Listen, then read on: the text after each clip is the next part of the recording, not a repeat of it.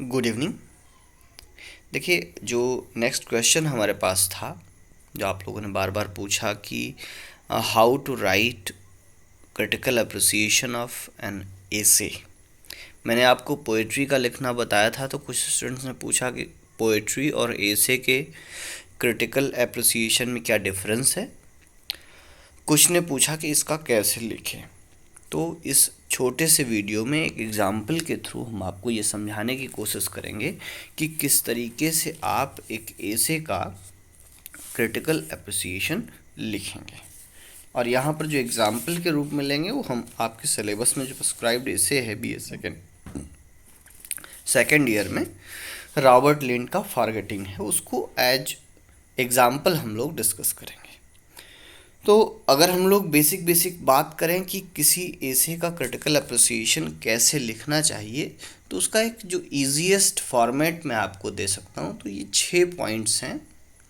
इन 6 points को आपको दिमाग में रखते हुए बात करनी है, और इन्हीं 6 पॉइंट्स पर आप जब लिख लेंगे तो आपका किसी भी एसे का एक क्रिटिकल अप्रिसिएशन तैयार हो जाएगा। तो जो भी आपके एसेज हैं 6 प्रिस्क्राइब्ड हैं, उन सभी एसेज का आपको क्या करना है कि इन्हीं 6 पॉइंट्स के बेस पर स्टडी करके एक एक आंसर बना लेना है, तो सभी का क्रिटिकल अप्रिसिएशन पूरा हो जाएगा। ये 6 पॉइंट्स क्या हैं? सबसे पहला इंट्रोडक्शन है और आखिरी में कंक्लूजन है। ये मैं हमेशा से बताता हूँ। बीच में जो मेन बॉडी ऑफ आंसर बनता है आपका, उसमें क्या हो जाएगा, 4 चीज़ें आपको डिस्कस करनी है, जिसमें से 3 तो नेसेसरी हैं। चौथा, अगर आपको कुछ मिलता है, कुछ समझ में अलग से आता है उस पर्टिकुलर एसे के विषय में, तब आपको उसको भी डिस्कस कर लेना है। ठीक है, तो उसमें दूसरा क्या होगा, पहला इंट्रोडक्शन हो गया, दूसरा थीम, तीसरा डेवलपमेंट ऑफ थॉट, चौथा है language and style, and next 5th number is special features of the essay, and last one is conclusion. तो इन 6 पॉइंट्स में आप किसी भी एसे का आप एक क्रिटिकल अप्रिसिएशन आप लिख सकते हैं। अच्छा, तो इसमें से जो आपको विशेष रूप से समझाने की बातें हैं, वो स्पेशल फीचर्स और लैंग्वेज एंड स्टाइल की बात समझानी है। बाकी चीज़ें जैसे आप पोइट्री वाला लिखेंगे, जो मैंने आपको समझाया, नहीं आपने वो वीडियो देखा है तो आप चैनल पर पीछे जा करके उसको देख करके उसको भी समझ लें। मैं यहाँ भी थोड़ा सा ब्रीफ में समझाऊंगा इन सभी 6 के 6 पॉइंट्स को। देखिए, पहले हम समझते हैं पहला और आखिरी पॉइंट। ठीक है, जो पहला है इंट्रोडक्शन, वहाँ पर आप एक ब्रीफ इंट्रोडक्शन देते हैं किसका, of the essay and the essayist. ठीक है, कौन सा एसे है, कब पब्लिश हुआ, कब लिखा गया, किस राइटर ने लिखा, किस संबंध में लिखा गया है, उसमें बातचीत क्या हो रही है, इस संपूर्ण बात का एक ब्रीफ इंट्रोडक्शन आप देते हैं, जिससे ये पता चल जाए कि आप किस एसे का क्रिटिकल अप्रिसिएशन लिखने जा रहे हैं। ऐसे ही आप पोइट्री में करते हैं। और जो कंक्लूज़न होता है वो आपकी जो पूरी बात है, ठीक है, जितनी बातें आपने निचोड़ के रूप कही हैं ऊपर डिस्क्रिप्शन में, उसी का एक सारगर्भित एक कंक्लूज़न आप देते हैं, निष्कर्ष आप देते हैं, या आप कहें एक स्टेटमेंट देते हैं, जिसमें आप ये बताते हैं कि क्या क्या क्वालिटीज़ इस एसे में हैं एज लिटरेरी एसे, और जिसकी वजह से ये इम्पॉर्टेंट है या इसकी इम्पोर्टेंस है। तो ये तो हुआ इंट्रोडक्शन एंड कंक्लूजन। बाकी के जो 4 चीज़ें हैं उसमें क्या लिखना है। देखिए, थीम जो होता है, theme is the basic idea. ठीक है, किस पर्टिकुलर पॉइंट पर, किस सेंटीमेंट के साथ, किस विषय पर बात कर रहा है, यानी कि सेंट्रल आइडिया जो है उस पर्टिकुलर एसे का, उसको आप एज थीम डिस्कस करेंगे। जैसे यहाँ पर हमने लिया एसे फॉरगेटिंग, तो in the essay forgetting the essayist Robert Lynd is discussing a human trait, a human quality that is very important and essential quality of human being, or a very essential trait of human being, that is to forget anything. ठीक है, mindlessness. ठीक है, किसी चीज़ को जो भूलने की एक आदत है। ठीक है, ये ऐसा नहीं है कि किसी पर्टिकुलर में होती है, हर इंसान में होती है कुछ ना कुछ भूलने की आदत। तो जो कॉमन चीज़ें हैं जिसको लोग सामान्यतः भूलते हैं, भूल जाते हैं, उन्हीं के एग्जाम्पल्स के थ्रू यहाँ पर इस पर्टिकुलर आदत को लेकर, पर्टिकुलर ट्रेट को लेकर के एक बात कर रहे हैं। ठीक है, तो ये बेसिक थीम हो गई कि फॉरगेटिंग को लेकर के यहाँ पर डिस्कशन किया जा रहा है with the help of different examples of different kind of people who forget things and why they forget things. ठीक है, उससे जो चीज़ें निकल करके आ रही हैं उससे एक प्रॉपर स्टडी करने की कोशिश करते हैं। अब आगे बात करते हैं development of thought. Development of thought में अगर आप समझें तो यहाँ पर हम लोग बेसिकली सिंपल लैंग्वेज में कह सकते हैं कि ये एक तरीके से समरी जैसा पार्ट हो गया। ठीक है, आप दूसरे शब्दों में, सरल भाषा में इसको एक तरीके से समरी भी कह सकते हैं। ठीक है, लेकिन ये थोड़ा सा समरी से डिफरेंट होगा। समरी क्या है, पूरी तरीके से उसमें जो भी बातें कही गई हैं उसको एक तरीके से कहना।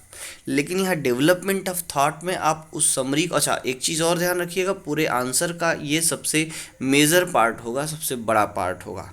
अच्छा, डेवलपमेंट ऑफ थॉट कैसे, जैसे समरी है, जो ऐसे है आपका, उसमें क्या करेंगे कि जो भी बात की जा रही है, डेवलपमेंट ऑफ थॉट मतलब कहाँ से बात की शुरुआत हुई, उसके बाद किन किन पॉइंट्स को उसमें एक दूसरे से कोरिलेट किया गया। फॉर एग्जांपल अगर बात करें तो यहाँ पर जो आपका एशे है फॉरगेटिंग, इसकी बिगनिंग जो राइटर है वो इस बात से करता है कि he referring a list of articles lost by railway travellers. ठीक है, जो राइटर है वो एक सिंपल सी बिगनिंग करता है कि एक लिस्ट उसको दिखती है जिसमें रेलवे ने एक लिस्ट प्रकाशित की है, लिस्ट पब्लिश की है या लिस्ट लगा रखी है, जिसमें उन चीज़ों के नाम मेंशन हैं जो ट्रैवलर्स ने छोड़ दिए हैं, लॉस कर दिए हैं, और उसको वो लेने भी नहीं आए, और अब उन चीज़ों को एज सेल रखा गया है, बिक्री के लिए रखा गया है।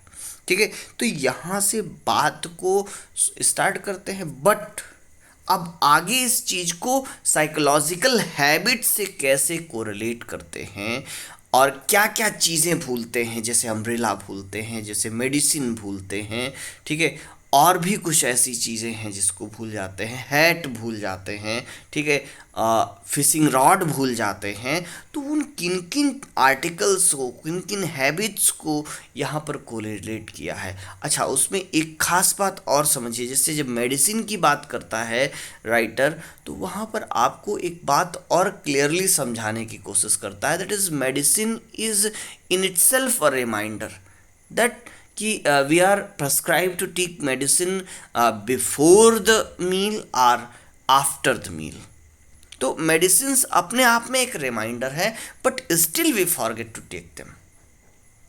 तो इस तरीके से कैसे, किस सीक्वेंस में वो किस किस टाइप के एग्जाम्पल्स को देता हुआ आप अपने थॉट्स को कंटिन्यू कर रहा है। छाते को बताता है, वॉकिंग स्टिक बताता है, मेडिसिन बताता है, किस सीक्वेंस में वो थॉट डेवलप हो रहा है, इसी सीक्वेंस में आप उस पूरी बात को रखेंगे कि क्या क्या वो मेन पॉइंट्स हैं, किस तरीके से थॉट का डेवलपमेंट है और उनका आपसी कोरिलेशन क्या है। ये क्या हो गया, डेवलपमेंट ऑफ थॉट हो गया। ठीक है, अब अगली बात आती है लैंग्वेज एंड स्टाइल। स्टाइल पर हम लोगों ने प्रॉपर चर्चा की हुई है लैम्ब को पढ़ते समय। तो स्टाइल में आपको ये देखना है कैसी स्टाइल है, मतलब पर्सनल ऐसे है, किस पर्सन में लिखा जा रहा है, इम्पर्सनल ऐसे है, या किस पॉइंट ऑफ व्यू से बात की जा रही है। जैसे आपने देखा कि लैम्ब जो एसेज लिख रहा है वहाँ पर्सनल एलिमेंट आपको मिल रहा है, ऑटोबायोग्राफिकल एलिमेंट मिल रहा है, वो अपने आसपास के उन लोगों की बातचीत कर रहा है जिनसे वो जुड़ा रहा है। लेकिन यहाँ पर जब आप फॉरगेटिंग पढ़ेंगे तो then you will find that writer is talking in first person. ठीक है, वो अपने आप को उस चीज़ में इन्वॉल्व रख रहा है, means he is here a perceiver, the writer is a perceiver. वो बाहर से चीज़ों को देख रहा है, and sometimes he talks his own habits too. तो then you can say that the writing style of the essayist here in forgetting is first person discussion, first person point of view, but not so personal as is of Lamb and of Hazlitt. ठीक है, तो जो other personal essayist हैं उनकी जिस तरीके की बातें हैं, तो वैसे अच्छा इनकी अपनी लाइफ यहाँ पर नहीं आती, इनकी लाइफ यहाँ ऐसे को अफेक्ट नहीं करती, इनके जो सोशल के एक्सपीरियंसेस हैं, सोसाइटी के एक्सपीरियंसेस हैं, उनको यहाँ पर डिस्कस कर रहे हैं। ठीक है, लैंग्वेज में आप देखेंगे कि किस तरीके की लैंग्वेज है, किस तरीके के वर्ड्स यूज़ किए गए हैं, ठीक है, कहाँ कहाँ से वर्ड्स लिए गए हैं। जैसे आप यहाँ पर देखेंगे तो कुछ जो इनके वर्ड्स के सिलेक्शन है वो बहुत ही प्रॉपर वर्ड सिलेक्शन है, and sometimes we can call it a tough terminology. ठीक है, बहुत आप अगर लैंग्वेज के विषय में नहीं भी समझ पा रहे हैं तो लैंग्वेज का पोर्शन छोड़ दीजिएगा, या फिर कुछ आपको उसमें अच्छे वर्ड्स मिल जाएं तो फॉर एग्जांपल उन वर्ड्स का आप दे सकते हैं। सेंटेंस स्ट्रक्चर कैसा है, यानी कि क्वेश्चन के फॉर्म में है, डिस्क्रिप्टिव फॉर्म में है, नैरेटिव फॉर्म में है, किस स्टाइल में चीज़ को लिखा जा रहा है, ये इतनी सारी बातें कर लेंगे। अब बात करते हैं स्पेशल फीचर्स की।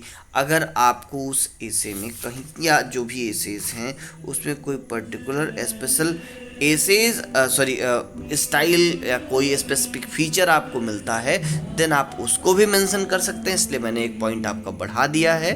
ठीक है, अगर ऐसा नहीं है, कुछ आपको नहीं मिलता, देन आप लैंग्वेज एंड स्टाइल की बात करके कंक्लूजन लिख करके अपना आंसर ख़त्म कर सकते हैं। ठीक है, अब मैं यहीं पर अपनी बात ख़त्म करूँगा।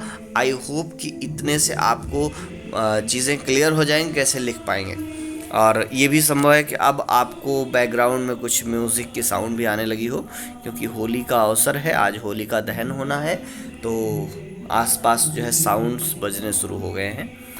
और इसी के बाद साथ हम बात को करते हैं ख़त्म, और आप सभी को सपरिवार होली की ढेर सारी शुभकामनाएं।